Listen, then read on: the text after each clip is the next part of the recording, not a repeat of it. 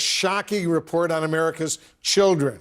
High school students are now falling behind in both math and reading. America's high school seniors have the worst math and reading scores in more than 2 decades. The results are in, and they do not look pretty. American high school students are at an all-time low with reading and math skills. This is very alarming. Both public and private school students are testing out lower than they have in decades. They rate students collectively by what they call an achievement gap. Your top performing students are holding ground, they're holding their own, where not so top, lower performing students are falling way behind.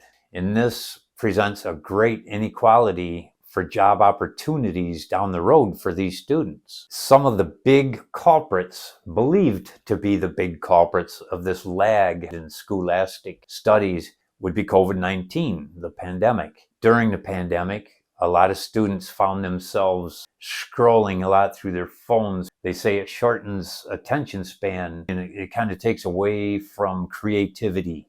You're watching other people do things when you yourself could be creating, and a lot of that falls on the parents too.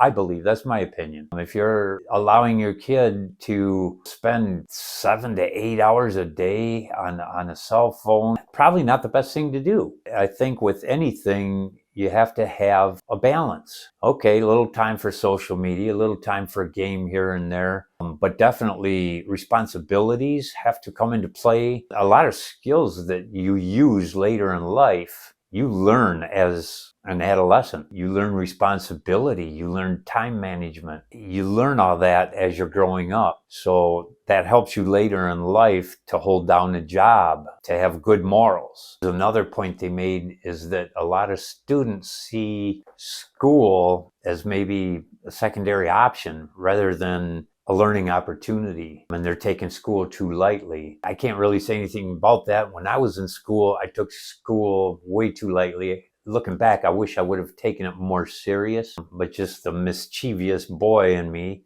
wanted to skip school and not worry about school, thinking it's not going to affect me later in life, where now I know it definitely affects you later in life. Thank God for them teachers that I had that went over and beyond. Teachers, in my opinion, nowadays, they're not regarded like they used to be. There's a teacher shortage, so you have unqualified teachers teaching, or you might have one teacher teaching 3 different subjects rather than specializing. It's a problem. I guess I can't stress enough, balance, balance, balance. And a lot of it takes discipline. I couldn't pay attention for more than minutes when I was growing up. You got scolded for that. I can't tell you how many times I heard, "Pay attention, boy." And back then, teachers had a whole lot more authority to discipline a child than they do now. Now there's a lot of rules, a lot of laws. I know back when I was a kid, if I got disciplined by my teacher, and when I say disciplined, I've gotten a paddle. Yep, they'd give you a swat, a good swat. I've had my chest pointed on. "You listen here, young man," and blah, blah, blah. But the last thing I wanted to do is go home and tell my mom or dad about it. I'd be in trouble a second time.